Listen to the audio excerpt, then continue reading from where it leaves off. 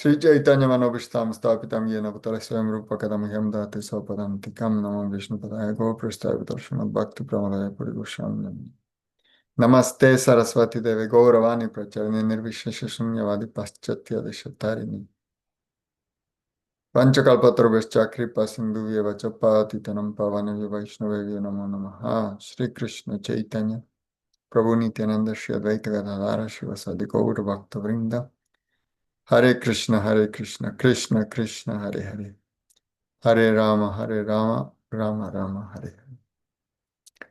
Ya hay devotos, muchas gracias por conectarse. Estamos en nuestras clases de los domingos del Bhagavad Gita y hemos estado estudiando el capítulo 6. Entonces, a forma de repaso, vamos a leer rápidamente los textos del capítulo 6 y vamos a entrar al tema de análisis de hoy. Entonces, el capítulo empieza así, se llama Sankhya Yoga. El Señor bendito dijo: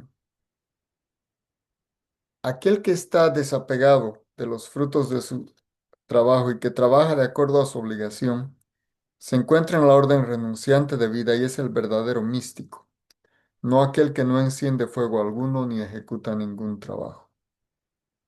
Lo que se llama renuncia es lo mismo que el yoga, o vincularse con el Supremo, porque nadie puede volverse un yogi a menos que renuncie al deseo de complacer los sentidos.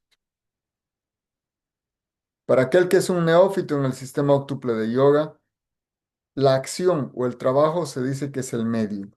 Y para aquel que ya ha alcanzado el yoga, el cese de toda actividad material se dice que es el medio.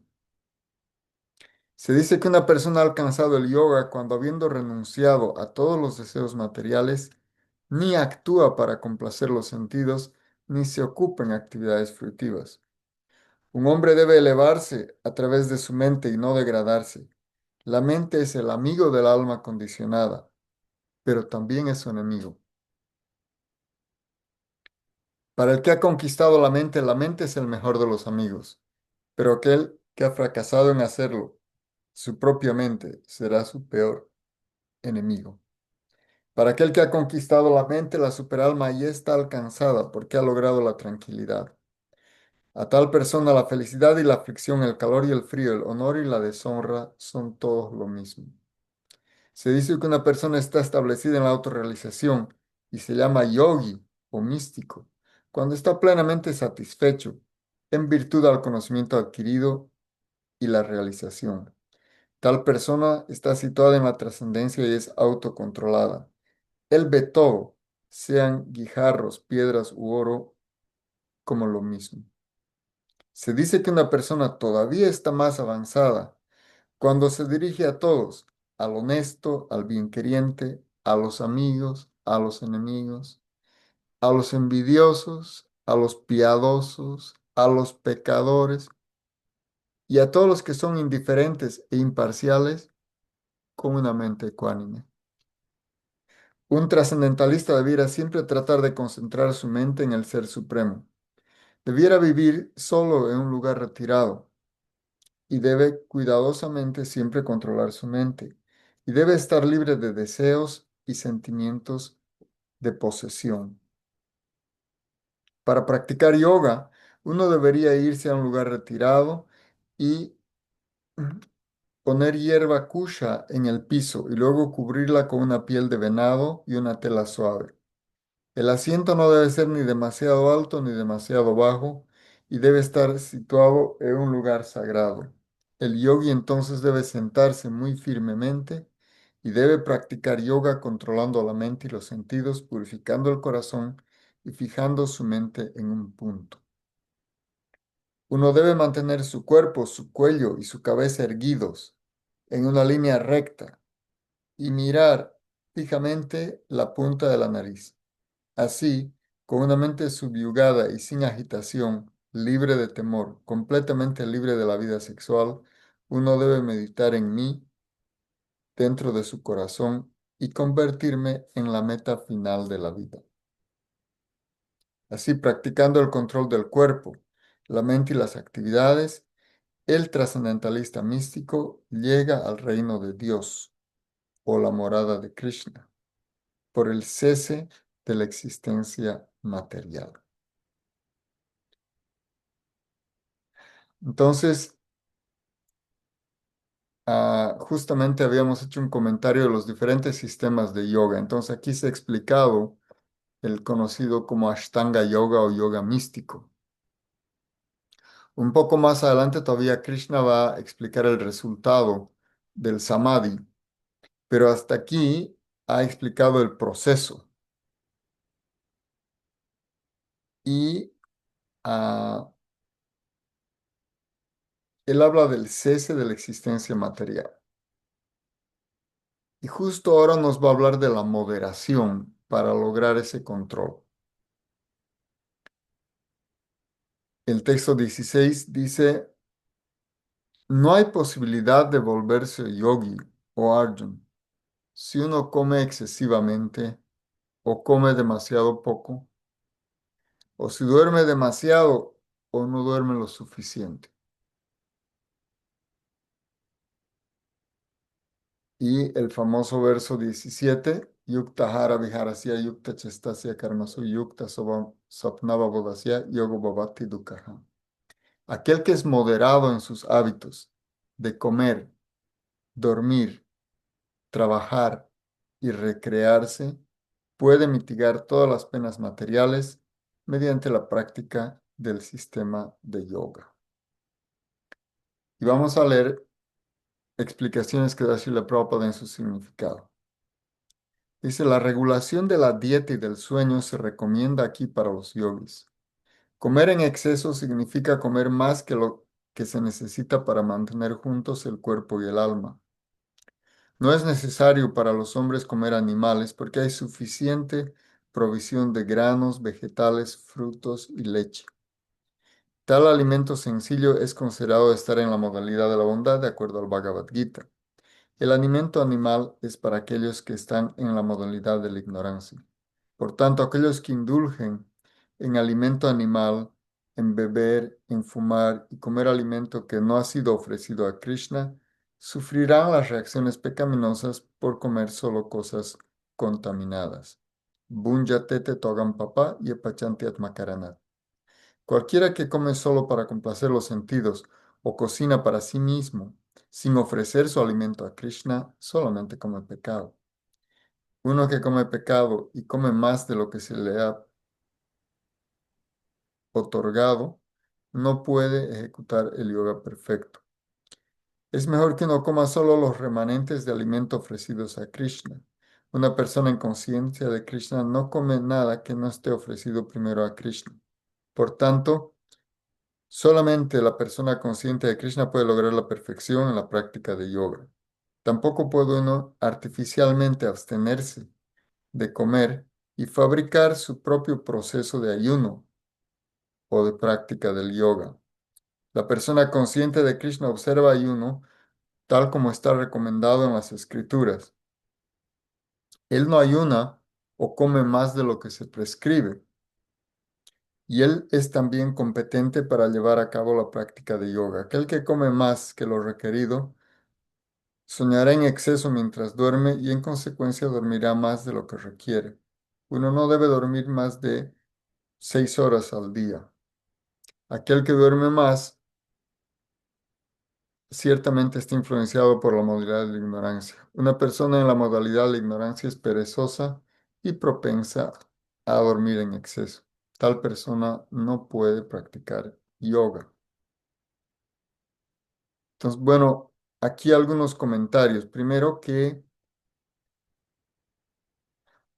ah, si alguien realmente no puede dejar de comer carne, al menos tiene que evitar comer carne de res.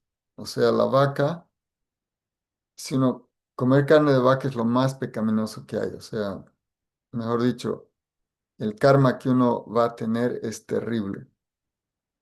Imagínense, las escrituras védicas dicen que uno va a tener que nacer tantas veces como pelos tiene una vaca. Imagínense cuántos pelos tendrá una vaca. Y sufrir en cada una de esas vidas que lo asesinen.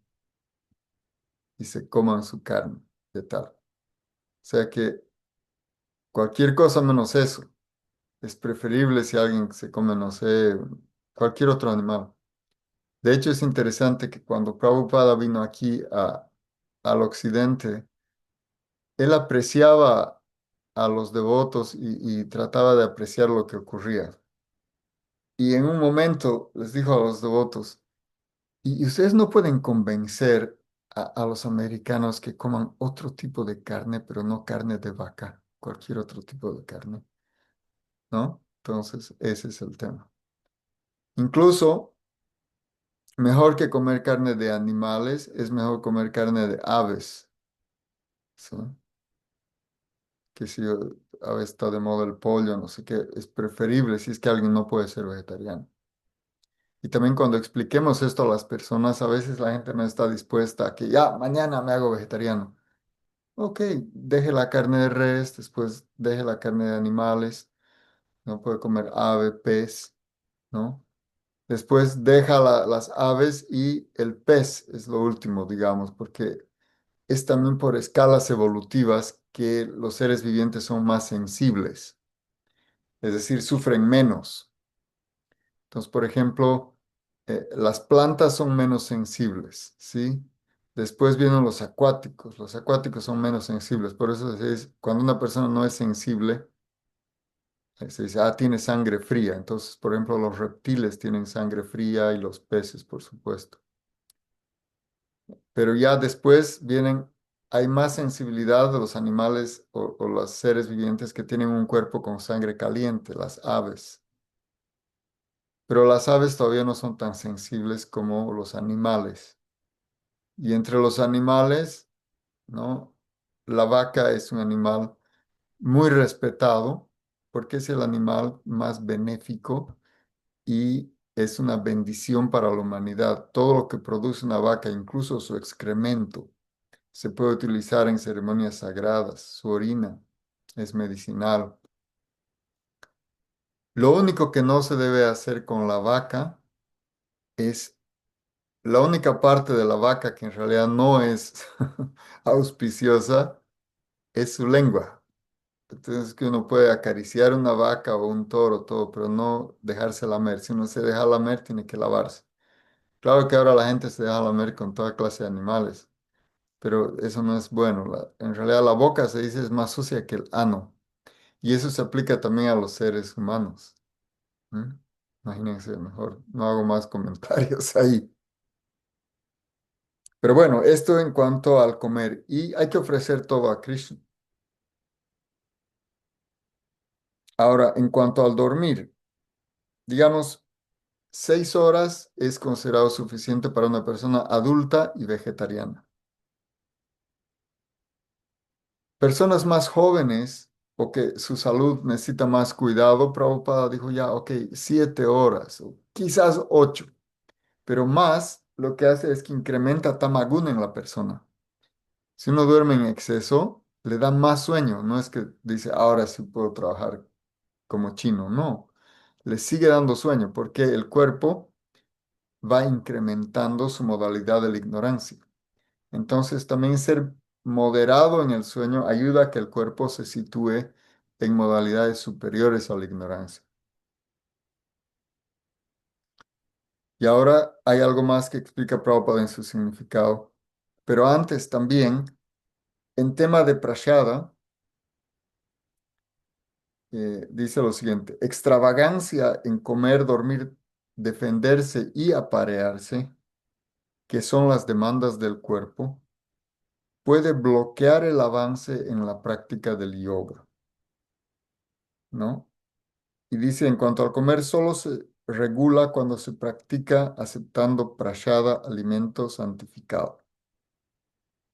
El Señor Krishna, de acuerdo al Bhagavad Gita 9:26, recibe como ofrenda vegetales, flores, frutas, granos, leche, etc. De esta manera, una persona en conciencia de Krishna automáticamente se entrena a no aceptar alimento que no esté destinado al consumo humano o que no esté en la categoría de la bondad.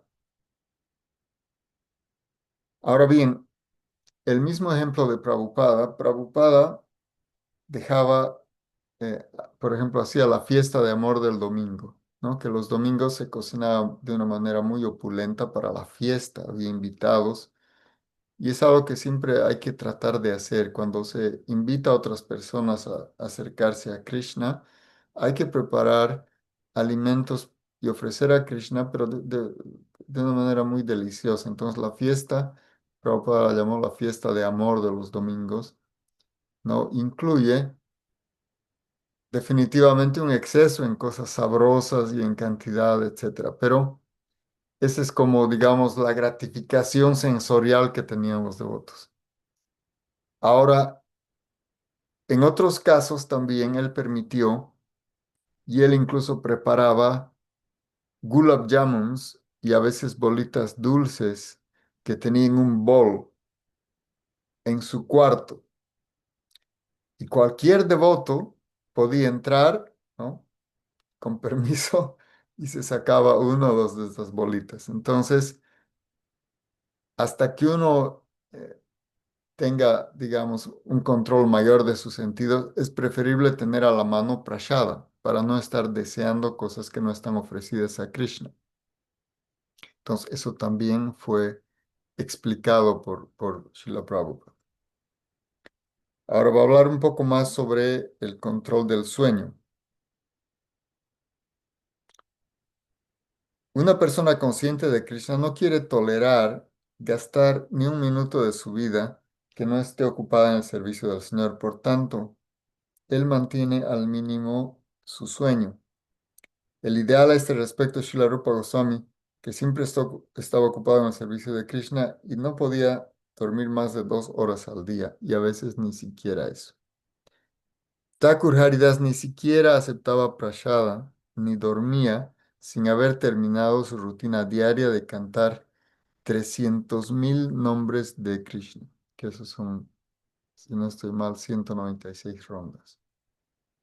En cuanto al trabajo concierne, una persona consciente de Krishna no hace nada que no esté conectada al interés de Krishna y así su trabajo es siempre regulado y no está teñido por la complacencia sensorial. Puesto que no hay cuestión de gratificación sensorial, entonces no hay ocio material para la persona consciente de Krishna. Y debido a que él es regulado en su trabajo, en su habla, en su sueño y en su estar despierto y todas las otras actividades corporales, entonces no hay miseria en él. Entonces, aquí se están dando más tips. Prabhupada nos está explicando que debemos conectar todo al interés de Krishna. Por ejemplo, cuando uno trabaja, debe separar una parte de lo que gana para el servicio de Krishna, ¿no? Ha dado el ejemplo de Rupa Goswami. Rupa Goswami separaba cuánto, la mitad, ¿no? Y una cuarta parte dejaba para temas de emergencia, ¿no?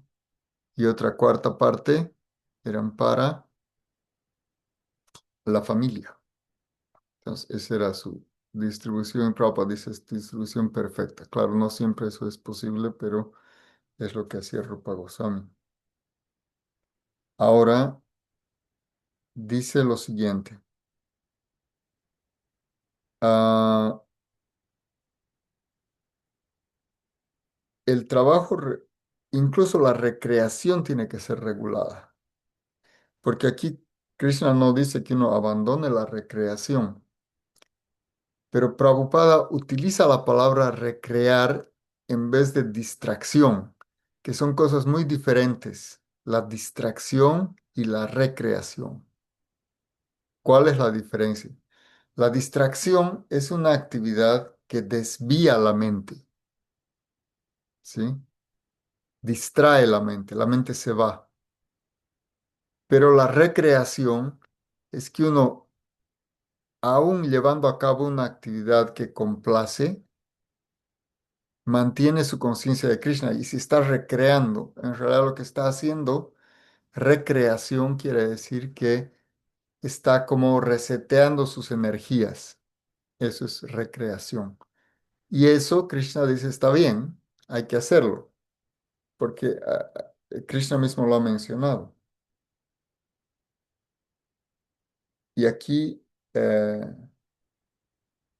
dice exactamente esa palabra, trabajar moderadamente y recrearse moderadamente, ¿no? Eso quiere decir que tampoco es una recreación infinita. En cada cosa, una medida. Entonces, esta es una fórmula general para una buena práctica de sadhana y de yoga. Y por último, vamos a leer el texto 18. Dice, cuando el yogi, mediante la práctica del yoga, disciplina sus actividades mentales y se sitúa en la trascendencia, libre de todo deseo material, se dice que ha alcanzado el yoga. En el significado, Prabhupada explica que las actividades del yogi se distinguen de las de una persona ordinaria por su cese característico de todo tipo de deseo material, de los cuales el sexo es el principal. Un yogi perfecto es también disciplinado en las actividades de la mente que ya no está disturbado por ningún tipo de deseo material. Esta etapa perfeccional puede automáticamente lograrse por personas en conciencia de Krishna, como lo afirma el Srimad Bhagavatam 9.4 del 18 al 20. Savai mana Krishna padara vindayor vacham sivaikuntha gunanu varnane karoharer mandira marjana disu shrutim Chakara Satkatodaye Mukundalingaya Darshane Drisho Tadbritya Gatra Sparshenga Sangamam Granam Chatatpada Saroja Sorabe Srimattulasya Rasanam Tadarpite. El rey Ambarish, primero que todo, ocupó su mente en los pies del loto del Señor Krishna. Luego, uno tras otro, ocupó sus palabras en describir las cualidades trascendentales del Señor, sus manos en limpiar el templo del Señor, sus oídos en escuchar las actividades del Señor, sus ojos en ver la forma trascendental del Señor, su cuerpo en tocar los cuerpos de los devotos, sus sentidos en oler la esencia de las flores de loto ofrecidas al Señor, su lengua en saborear las hojas de tulasi ofrecidas a los pies del loto del Señor, sus piernas en ir a lugares de peregrinaje y en ir al templo del Señor, su cabeza en ofrecer reverencias al Señor y sus deseos en llevar a cabo la misión del Señor. Todas estas actividades trascendentales son completamente adecuadas para un devoto puro. Entonces, aquí está dando el ejemplo de Rey Ambarish, o sea, no está hablando de una persona que vivía así en el monte o sola o ninguna obligación, era un rey, un gobernante, tenía muchísimas ocupaciones y tenía también familia. Entonces no estamos hablando de una persona que tenía todo el tiempo del mundo para solamente hacer estas cosas específicas, pero él, por ser un devoto puro del Señor, conectaba todo con Krishna. Conducía a su familia a la conciencia de Krishna, conducía su reino hacia Krishna. Utilizaba sus piernas para ir al templo, para peregrinar, utilizaba sus manos para limpiar el templo, sus ojos para ver la deidad. Entonces, Rey Ambarish es un ejemplo perfecto, que incluso supera el ejemplo de los yogis. Por ejemplo, ustedes saben la historia de Durvasa Muni. Durvasa Muni era un yogi muy poderoso que en un momento ofendió a Ambarish Maharaj, ¿sí? Y cuando ofendió a Ambarish Maharaj, ¿y por qué lo ofendió? Porque en una cierta ocasión estaba visitando a Ambarish Maharaj y Ambarish Maharaj estaba observando un ayuno de un año. No era un ayuno caprichoso, hay ayunos así prescritos en las escrituras. Porque a veces la gente dice, oh, yo ayuno los jueves y me va bien. No, solamente se ayuna en días prescritos. O sea, cada sí la aparición del Señor, etcétera, etcétera. Formas apropiadas de ayuno. Pero hay una forma de ayuno que es incluso un ayuno muy complicado que dura un año y Ambarish tomó esa forma de ayuno. Y justo cuando estaba ya predisponiéndose a romper su ayuno, aparece Durvasa Muni. Y entonces él quería que Durvasa Muni eh, tome primero, digamos, por cortesía. Esa es la idea, que si un sadhu lo está visitando a uno, o incluso una visita normal, uno debe primero ofrecer esa visita, el alimento, y después recién tomar. Entonces, cuando él iba a romper su ayuno, Durvasa Muni le dijo, claro, espéreme un ratito, ya vengo. Pero también cuando los ayunos están prescritos en las escrituras, hay un horario para romper el ayuno. Por ejemplo, en Ekadasi, el día siguiente se llama Parana y hay un intervalo de tiempo en el que uno tiene que romper el ayuno. Si uno no rompe el ayuno en ese intervalo, es como si no hubiera ayunado. Entonces, por si acaso. Y en este caso, después de hacer ese ayuno de un año, el rey Ambarish tenía su prescripción, ¿no? Entonces tenía que romper el ayuno en un cierto momento. Y Durvasa Muni le dijo, ahorita vuelo, y fue a bañarse al río. Y Durvasa se quedó cantando mantras y prácticamente se olvidó de volver. Y estaba pasando la hora, o sea que hubiera sido un año de ayuno en vano. Y él quería complacer al Señor con ese ayuno. Así que bueno, él solicitó a sus brahmanes que le aconsejen. ¿Qué hago? Entonces le dijeron, bueno, el charanamrita y el agua no rompen ayuno. O sea que usted puede tomar eso. Y bueno, cuando venga el Muni, Durvasa Muni, entonces, bueno, ustedes ya juntos o primero él, usted le ofrece, etcétera. Ah, bueno, haremos eso. Entonces, justamente él está rompiendo su ayuno y ¡tin! Aparece Durvasa Muni. Y Durvasa Muni se enoja, dice, ah, ahí está, pues el famoso rey que se hace al devoto, se hace al tipo estricto, pero ni siquiera tenía la paciencia de esperarme y ahora, ¿no? Está tomando este alimento y se puso furioso y lo empezó a ofender a Ambarish Maharaj. Y cuando se ofende un devoto, eso no le gusta a Krishna. Entonces apareció el Sudarshan Chakra, que es un disco giratorio. El Prabhu Vinanda sabe mejor cómo se llama esta herramienta que tiene un disco giratorio que se usa en el mundo material. Es bueno, Una moladora. una amoladora. Entonces nosotros tenemos amoladoras, pero hay que enchufar y todo. Y Krishna tiene su disco que vuela y que gira y que hace cosas increíbles. Entonces, Krishna mandó su Sudarshan Chakra para decapitar a Durvasa Muni. Imagínense. Entonces, fíjense la diferencia entre un yogi y un devoto. Durvasa Muni no tenía ni familia, ni deberes que hacer, ni un reino que gobernar, ni nada. Digamos, en términos de yoga, estaba sumamente avanzado, se podría decir. Pero el yogi perfecto es es el devoto. Así que el Señor no toleró la ofensa a Ambarish Maharaj y este Sudarshan Chakra lo empezó a perseguir. Durvasa Muni tiene muchos poderes. Es tan poderoso que él viajaba de un planeta a otro, pero el Sudarshan iba detrás de él. Viajó por los tres niveles de sistemas planetarios y no podía librarse del chakra. El chakra lo estaba por alcanzar. Así que finalmente llega al planeta donde estaba el señor Vishnu.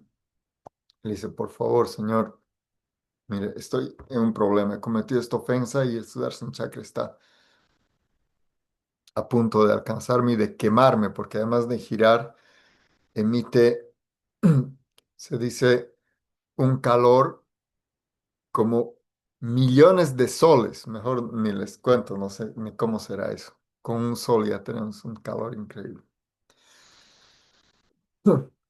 Y entonces el Señor le dijo, mira, no hay nada que yo pueda hacer,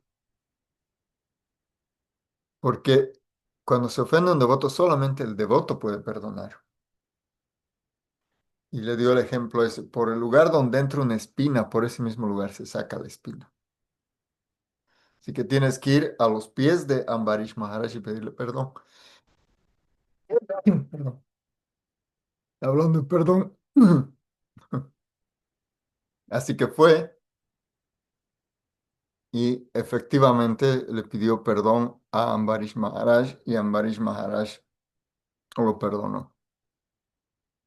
Entonces, de esa manera, recién el Sudarshan Chakra se retiró. Entonces, ese es también algo que hay que tomar en cuenta, que un devoto no es porque sea un renunciante o un sannyasi o un gran yogi, que es un devoto más avanzado. Aquí Prabhupada dice es un devoto puro que ocupa todo lo que tiene al servicio de Krishna. Puede ser un rey, puede ser una persona, un comerciante, puede ser cualquier persona, pero que es completamente consciente de Krishna, está calificada para eso. ¿Sí? Entonces, no sé si alguien quiere hacer algún comentario o pregunta y vemos también que se ha conectado María desde México. Tenemos al Prabhu Abhinanda que está en Etiopía, por si acaso, ¿no? Madhavi desde la India, Jai, qué lindo. Madhu desde La Paz, Solange, Luz y Antonio desde Cochabamba. Y bueno, en Cochabamba hay un festival, así que hay algunos devotos que se han ido al festival. Pero por favor, entonces si alguien quiere hacer un comentario o alguna pregunta, adelante.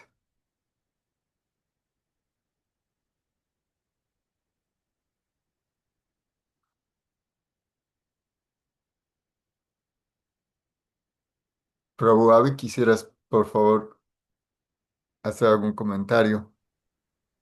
Muy clara y muy ilustrativa tu clase, Prabushi. Muchas gracias, ¿no? Has dicho todo muy claro. Bueno, me alegra que les haya servido. Ahora, es curioso que a partir de eso Durvasa Muni cambia completamente. Incluso si ustedes van a Brindavan, una de las atracciones que hay es Durvasa Ashram.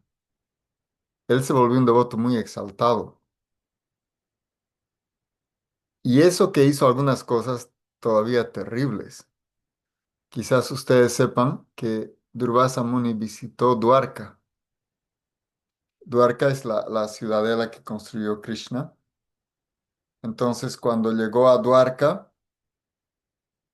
Durvasa Muni, claro, el propio señor Krishna, ¿no? Le ofreció todo lo que se ofrece a una personalidad, ¿no? Le hizo arte, le ofreció alimentos, le lavó los pies, etcétera. Y le dijo, Durvasa Maharaj, ¿qué quisiera? El propio Krishna le dijo, ¿qué quisiera? Y Durvasa le dijo, me parece muy linda esta ciudad, quiero pasear en una carroza. Pero por supuesto, por favor, traigan la mejor carroza, dijo Krishna, y con los mejores caballos. Pero ¿qué dijo Durvasa Muni? No, yo no quiero caballos, quiero que las reinas de Dwarka jalen la carroza. ¿Qué tal? Ese era Durvasa Muni. Y como Krishna había aceptado darle lo que él pida, las reinas lo miraron a Krishna y le dijeron, pero ¿qué es esto? Y Krishna dijo, bueno, el sadhu ha pedido eso, Haribol. ¿Y qué pasó? Las reinas tuvieron que hacer el lugar de los caballos, ¿sí? Y lo llevaron a pasear por Dwarka a Durvasa Muni. Miren qué controversial este personaje. Ok, y bueno, también se contactó Hernán. Pero después se volvió un devoto y un devoto, sí, muy exaltado. Ah, ¿Alguien quisiera hacer comentario o pregunta? Madhavi, ¿tú quieres agregar algo de tu experiencia en Brindavan?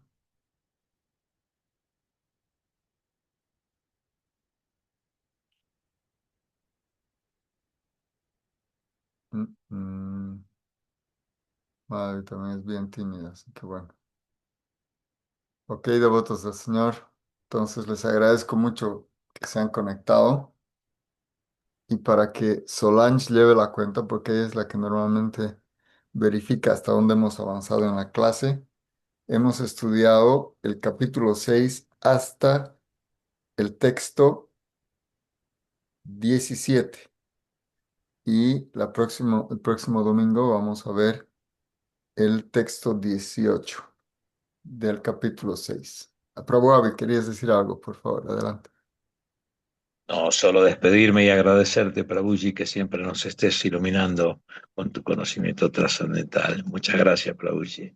Prabhus, mis Dando condolencias, más bien, mi ante reverencia para Prabhu, todos gracias. ustedes.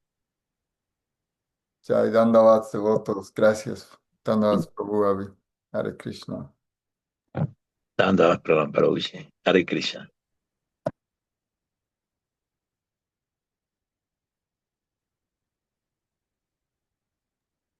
Haribol, muchas gracias. Hare Krishna, Madhu. Dandavats.